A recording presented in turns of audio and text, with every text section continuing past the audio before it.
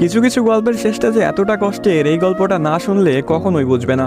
তো পুরো গল্পটি শুনুন। একটি 19 বছর বয়সী মেয়ে তার প্রেমিকের কাছে গিয়ে বলে, আমার 20তম জন্মদিনে তুমি আমাকে কি উপহার দিবে? ছেলেটি মুচকি হেসে বলল, এখনো তো অনেক সময় আছে, আর সময় হলে তুমি তোমার জন্মদিনের উপহার পেয়ে যাবে। বেশ কিছুদিন যাওয়ার পর একদিন হঠাৎ করে এই মেয়েটি অজ্ঞান হয়ে যায়।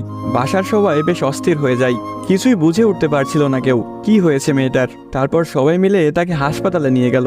হাসপাতালের ডাক্তার অনেক পরীক্ষা নিরীক্ষা করার পর তার পরিবারকে জানালো, সাদিয়ার হার্টে একটা ছিদ্র ধরা পড়েছে।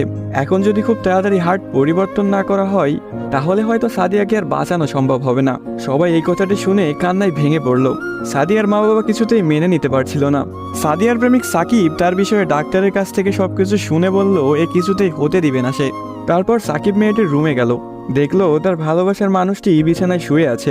সাকিবের কাছে যেতে এই মেয়েটি বলল, সাকিব, আমি মনে হয় আর বাঁচবো না। সাদিয়ার চোখের পানি মুছে দিয়ে সাকিব বলল, কে বলেছে তুমি বাঁচবে না? তুমি খুব শীঘ্রই ভালো হয়ে যাবে। মেয়েটি বলল, তুমি কি করে জানলে? ডাক্তার তো বলেছে আমার হার্টে একটা ছিদ্র ধরা পড়েছে, আর আমাকে বাঁচানো সম্ভব না। ধুর পাগলি, তোমার কিছুই হবে না, দেখো তুমি ভালো হয়ে যাবে। এভাবেই বেশ কিছুদিন যাওয়ার পর সাদিয়া সম্পূর্ণ সুস্থ হয়ে যায় এবং বাসায় ফিরে যায়। বাড়িতে ফিরে এসে সাকিবকে খুঁজতে থাকে, না পেয়ে সাকিবের বাড়ি চলে যায়। সাকিবের বাড়িতে কেউ নেই।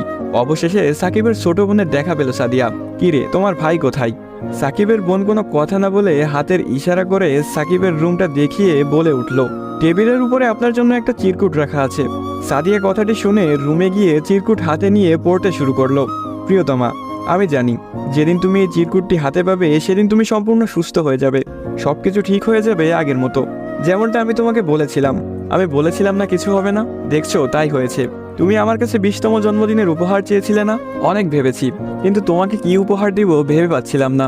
তোমার অসুস্থতার কথা যখন ডাক্তারের কাছ থেকে শুনলাম, যখন বললো একটা হার্ট খুঁজতেছিল, তখন মনে হলো তোমার জন্য এর চাইতে ভালো কোনো উপহার হয় না।